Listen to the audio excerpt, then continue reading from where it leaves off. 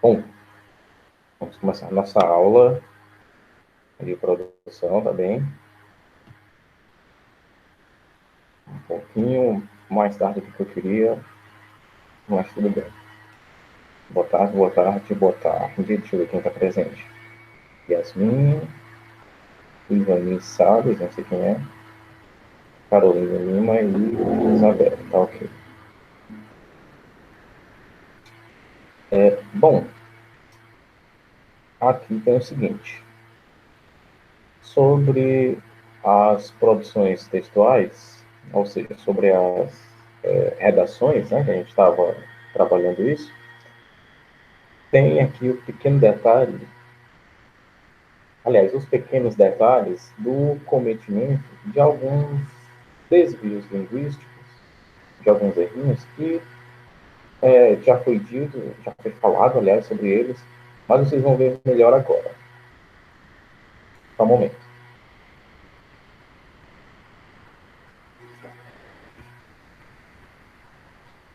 Aqui, acho que está melhor.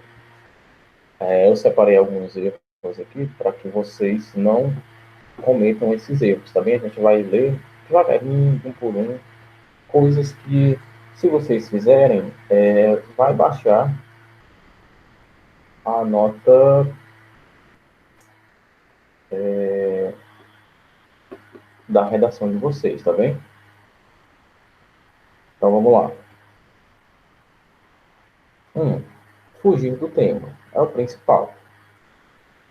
É o maior problema que pode levar a uma nota baixa, né? Ou até mesmo o cancelamento da prova, vamos dizer assim, é a fuga total ou tangenciar o tema. O que é esse tangenciar o tema? Seria a fuga parcial, vamos dizer assim.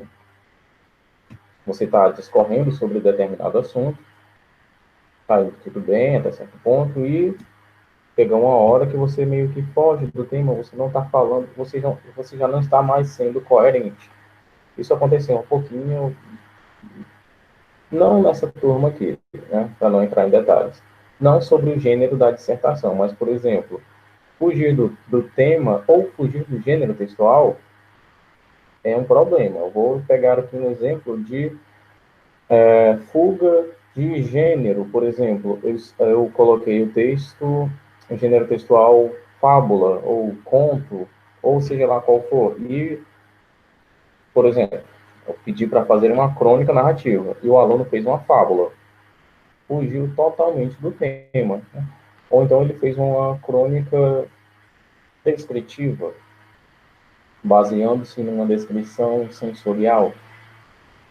E olha só, ele não fez uma crônica narrativa, né? Ele fez uma crônica, mas não foi uma crônica narrativa.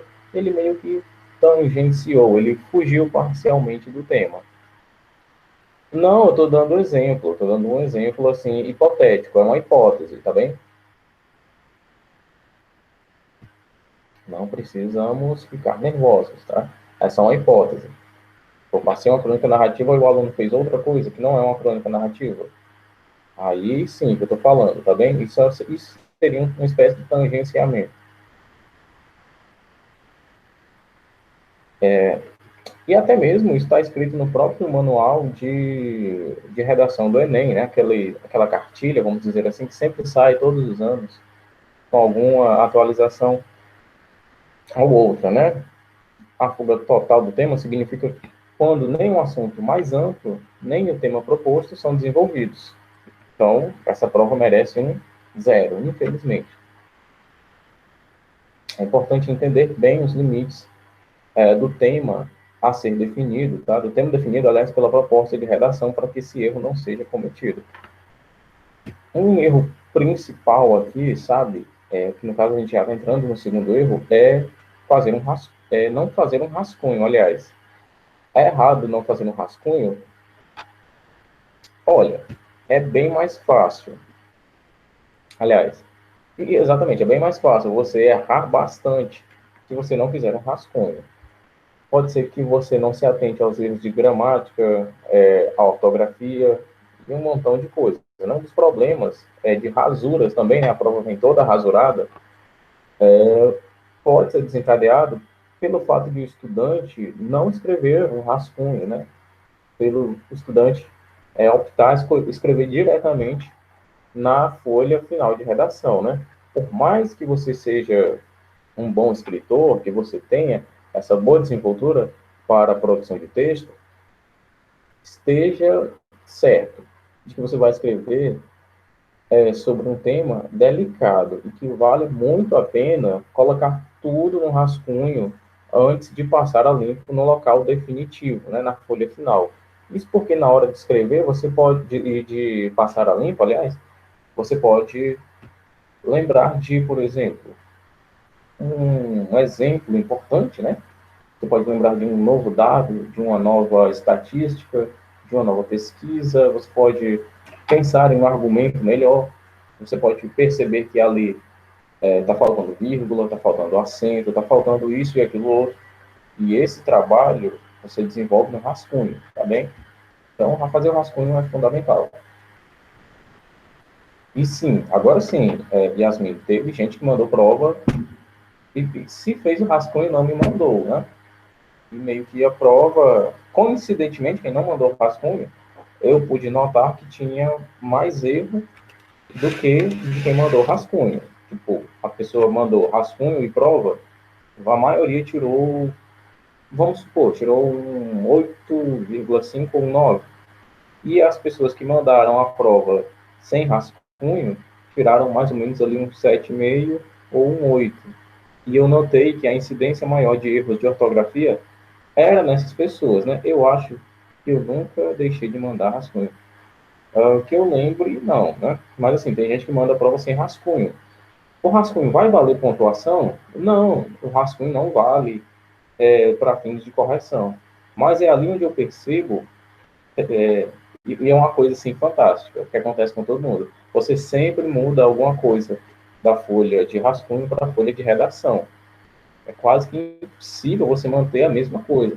Sempre acontece alguma mudança. Sempre acontece, você troca alguma palavra, você nem que você coloque aquele acento na palavra que você havia esquecido, tipo céu. No rascunho você não colocou o acento. Lá na folha final você, peraí, tem um acento aqui que eu tinha esquecido. Você modifica alguma coisa sempre. O rascunho para mim, equivale a 95% da sua redação. Os outros 5% são pequenos ajustes que você vai fazer. Aperta um parafuso ali, afrouxa outro parafuso aqui. É desse jeito que a gente constrói um bom projeto de texto para entregar um bom trabalho, uma boa redação, tá? Esse projeto de texto deve ser elaborado contemplando planejamento, contemplando uma organização que você deve ter na sua redação, tá? É importante pensar no tipo de texto que a gente vai desenvolver, que é o texto dissertativo, argumentativo em prosa, que, em geral, é o texto que é cobrado em todos os vestibulares, em todas as empresas, em todas as empresas é cobrado, aliás, das empresas que cobram a redação, né, que cobram esse tipo de procedimento para que você entre na vaga que você está disputando na iniciativa privada, né? Em concurso público, é uma redação nesses mesmos moldes. Vou tirar uma coisa aqui do meu olho, cai um negocinho aqui.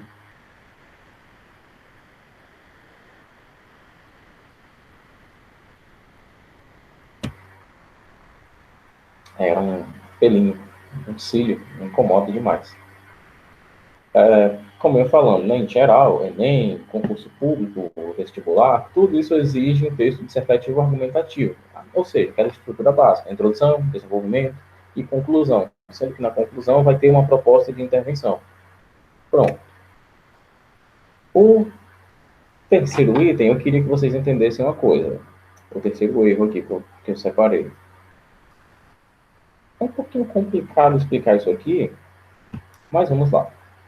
É entregar o texto com letra ilegível. Uma letra ilegível, para quem está no oitavo, no nono, no ensino médio, é uma coisa rara de existir, sabe? Eu digo porque eu passei um tempo trabalhando com o ensino médio e a gente nota que são raras as incidências de letras ilegíveis. Mas, assim, antes de mais nada, para a turma que está aqui presente, a letra de vocês é legível, tá? A letra de vocês é legível. Tem um ou outro elemento que precisa ser melhorado, como, por exemplo, uma letra que se parece com outra, um F que está tão fechadinho que está mais parecido com um P, e isso confunde o avaliador. O avaliador da prova meio que vai traduzir e interpretar para depois corrigir. Você entregar a sua prova com a letra ilegível ou com essa confusão pode te prejudicar também, tá certo? Então é importante que você trabalhe esses aspectos. Daí, claro, não tem para onde correr. Como é que você treina para, deixa eu ver, para uma corrida, né? Não é correndo? Como é que você treina para uma prova de natação?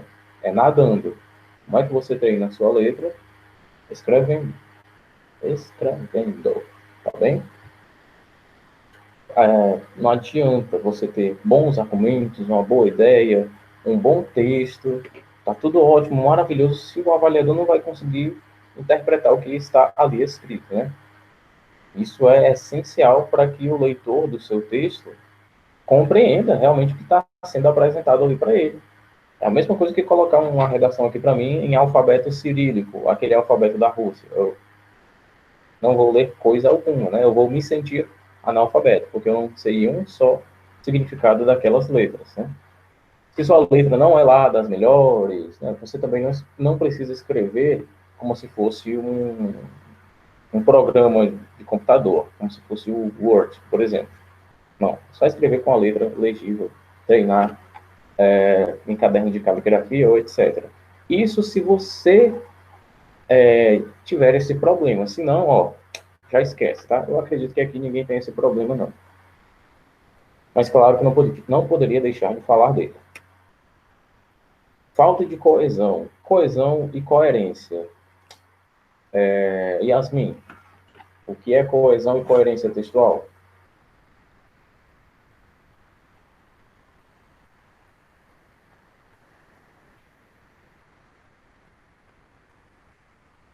Não?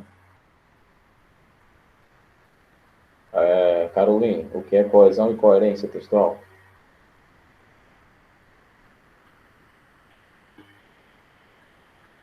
Eu estudei isso. É, os dois são fundamentais, né, para o texto, né, na verdade. E coerência é quando você tem um sentido, você dá um sentido a algo, um texto. Ai, não sei explicar, calma.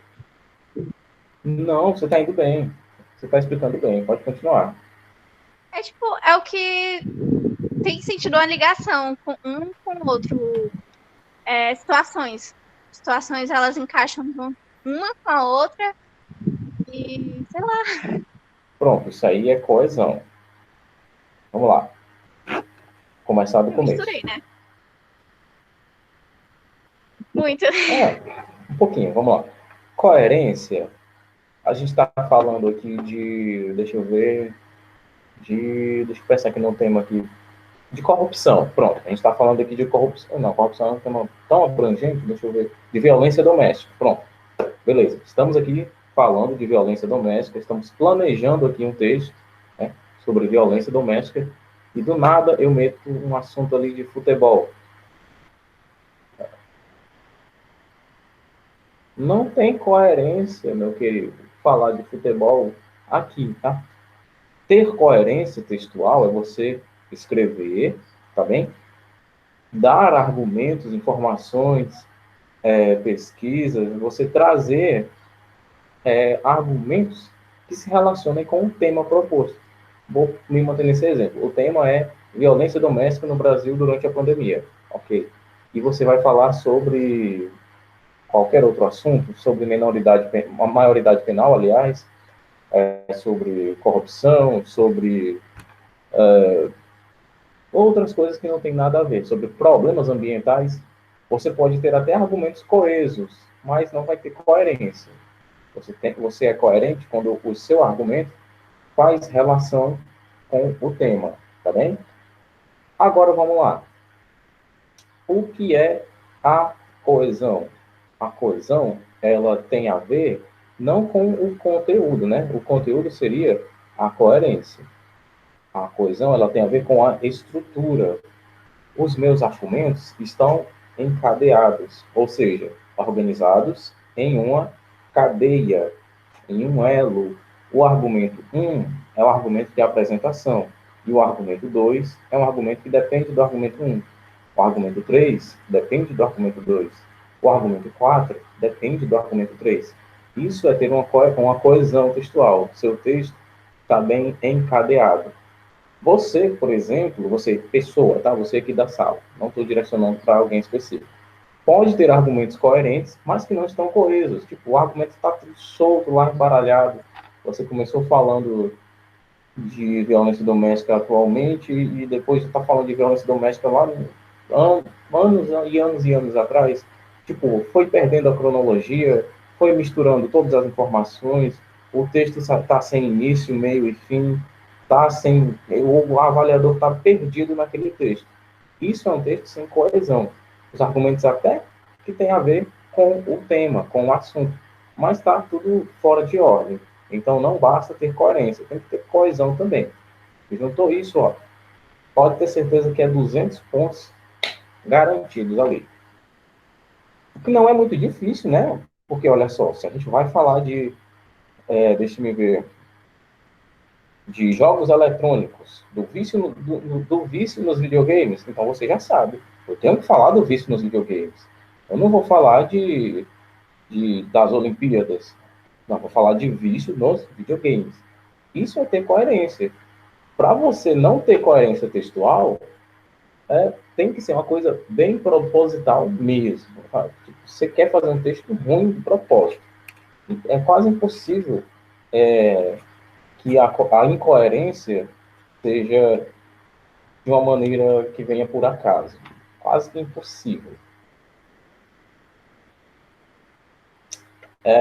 Embora isso seja difícil de ocorrer, né, é um dos principais problemas, essa falta de coesão agora, tá? E serve para se obter o encadeamento das suas ideias, né? Dessa maneira, a coesão, ela colabora com a fluidez do seu texto, com a própria textualidade da sua produção. Isso facilita bastante o entendimento, né?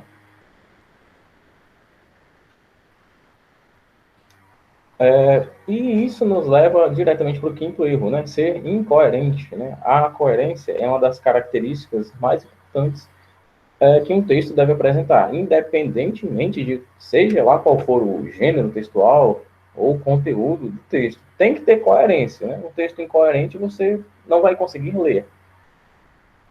Isso está intimamente ligado ao contexto e ao universo interpretativo de quem está escrevendo, né? Uma vez que a coerência trabalha com a construção de sentido. Ter coerência significa fazer sentido. Se o seu texto é coerente, ele faz sentido. Então, esse universo interpretativo pessoal do autor vai ser trabalhado para que o texto possua sentido. Então, estão entendendo até aqui, né? A gente já viu, ó, 5 errinhos aqui. Tá tudo ok até aqui, né? Caroline, Yasmin, Ângelo, Isabelle.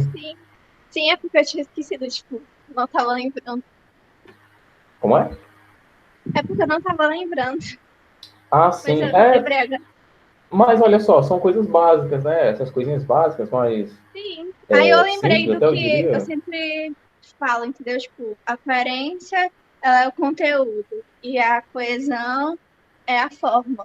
Eu tinha esquecido disso. Eu diria relacionado à estrutura, tá? É mais. Como que eu posso dizer? Tipo a Mais forma do técnico. texto, né? Exatamente. Mas é porque a gente trabalha o termo estrutura em outros tipos textuais, tá vendo? Aí eu diria que estrutura é um termo melhor. Mas não deixa de estar correto, tá? Vamos lá.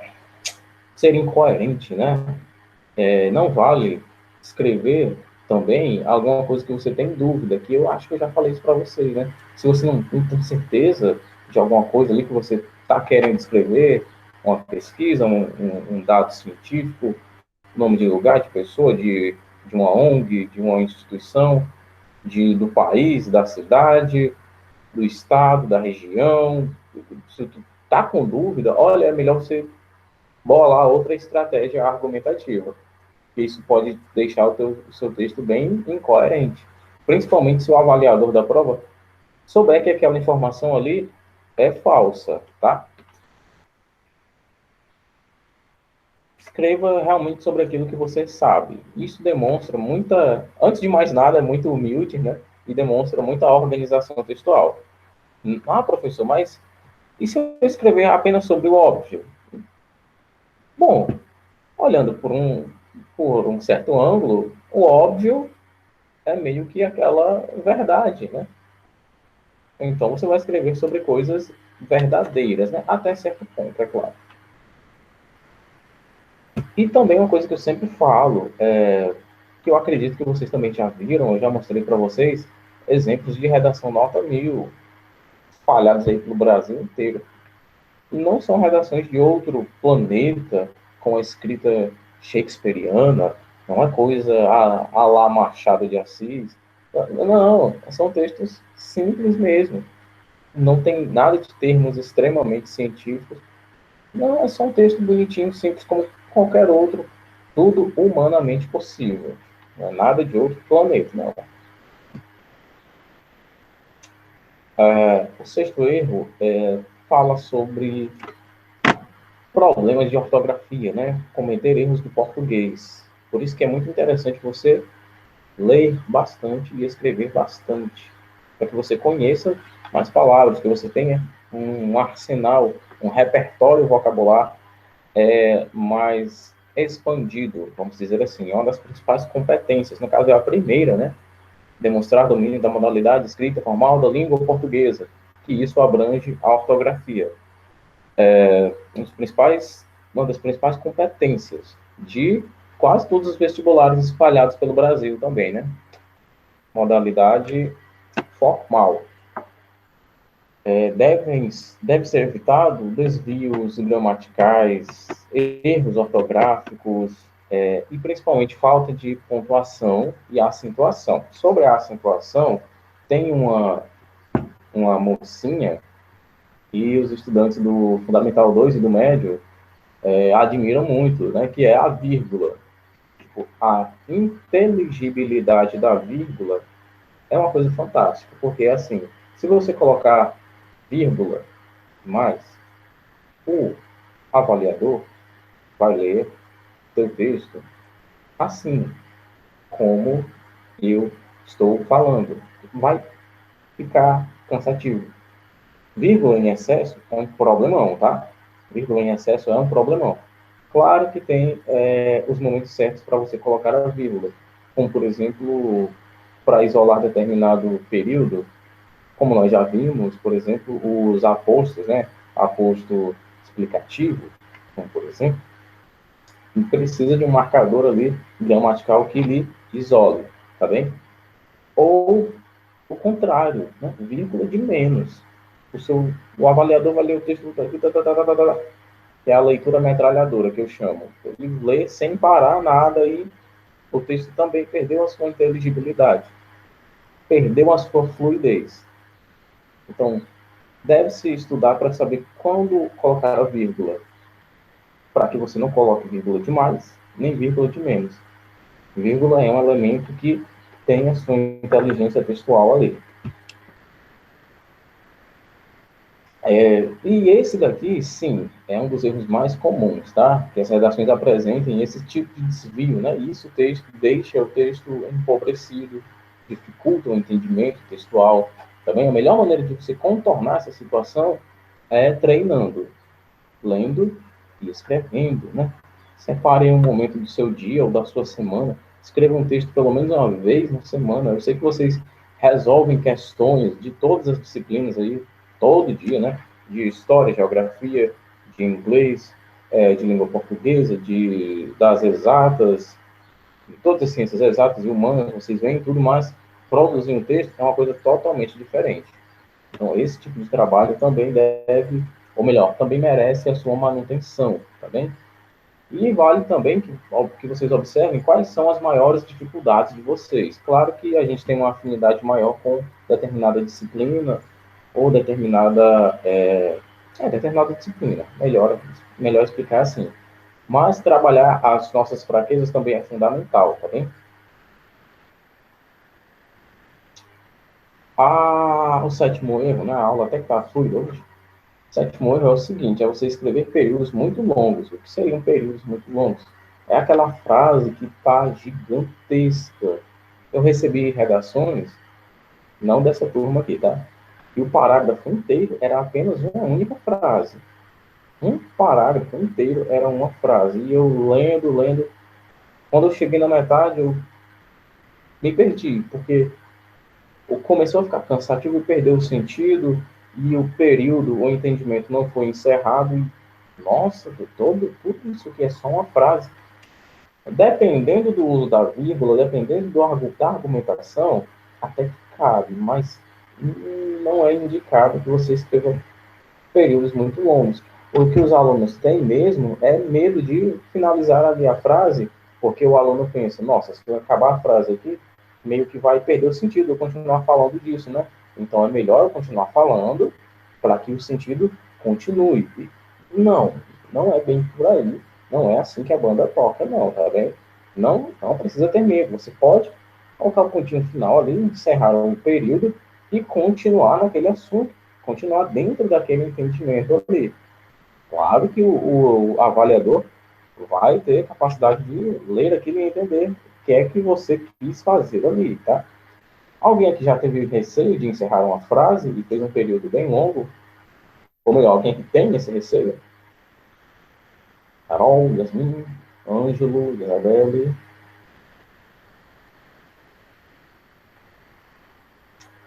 Pessoal, ou então estão tomando café. Bom, vamos continuar. O oitavo erro seria interessante, né? Meio quase que repetitivo aqui. Mas, bem, vamos lá. O uso da linguagem informal ou linguagem coloquial é um dos maiores erros de quase todos os vestibulares, tá? Candidatos devem evitar isso demais. A gente pode citar gíria, expressões populares, que não enriquecem em nada, né? Esse tipo de recurso deve ser utilizado se o foco for realmente esse, dependendo do texto. O que não cabe em momento nenhum na redação. Assim, né? Nesse momento de produção de sua redação, deixe tudo que for dentro da informalidade de lado, tá? Esqueça a linguagem informal. Vamos lembrar que o texto dissertativo argumentativo é um texto científico. Então, ele pede o uso da linguagem formal, tá bem? Se concentre na linguagem formal, na linguagem mais enxuta, de uma maneira mais cuidada, tá certo? Porque meio que isso vai trazer, né, se você usar uma linguagem informal, deixa seu texto mais propício à ocorrência de erros de concordância, evite também frases ambíguas, né, que trazem ali mais de um sentido, e palavras abreviadas. Pô, tem redação que vem com isso aqui, ó. Por quê? Só um P e um Q. Essa abreviação aqui antes de mais nada, é uma demonstração de que o aluno não sabe utilizar os 4 porquês. O que é muito usado na internet, né? Mas na redação, misericórdia. Usar PQ, VC, PBM, esse tipo de coisa aqui não cabe de jeito nenhum.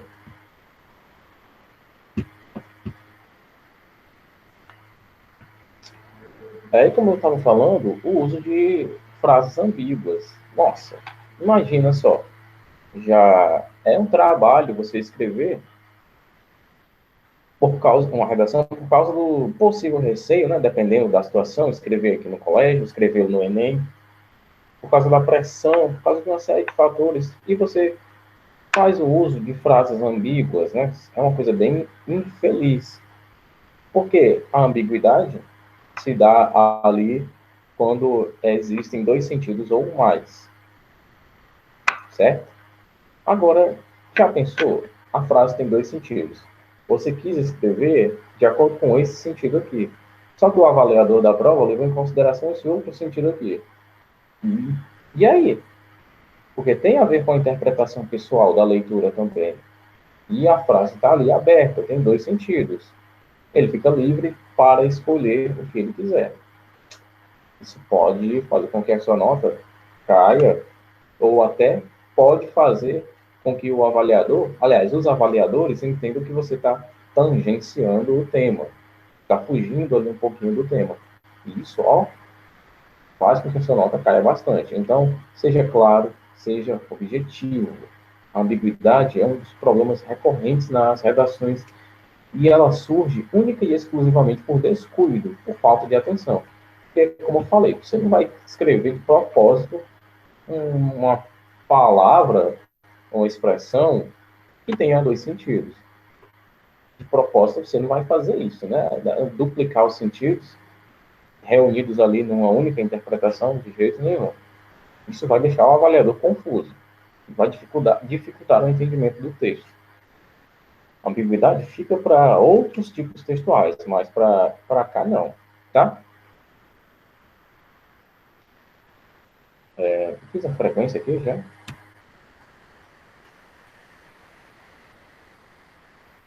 Não, mas deixa eu fazer aqui a frequência logo, pessoal. Já já acaba. Deixa eu 19, deixa eu ver. Ângelo, né? Tá aqui. Yasmin. Carolina Lima e Maria Isabel. Se dá tempo. Décimo erro aqui. Deu para fazer muita coisa aqui. Entregar o texto pertencendo a outra tipologia. É o dissertativo argumentativo e a pessoa entrega uma crônica. A pessoa entrega o texto com diálogo. A pessoa entrega qualquer outra coisa que não é o texto dissertativo. Antes de mais nada, já saiba, se você fizer isso, sua nota vai ser zerada. Então, não é interessante também que isso aconteça, tá? Tipologia textual é a coisa mais importante ali para o desenvolvimento correto da proposta da redação. Passa o texto dissertativo e a pessoa escrever um texto descritivo, escrever um texto narrativo. Não cabe, não dá nem para apontar esse texto aí, tá? Se o tipo de texto não estiver de acordo com o que foi pedido, sua prova pode ser, sim, anulada. Até porque cada tipo textual possui suas características, que algumas se parecem com as de outros tipos textuais, porém, cada um tem suas características únicas, tem suas peculiaridades. Bom, eu vou colocar esse documento aqui amanhã, tá? Porque eu ainda tenho mais coisas sobre esse documento aqui para falar com vocês, ainda faltam do 11º ao 16º erro, e é isso, tá bom? Amanhã eu coloco depois que ler tudo. Tchau, pessoal, um abraço e até a próxima. Espero que tenham gostado.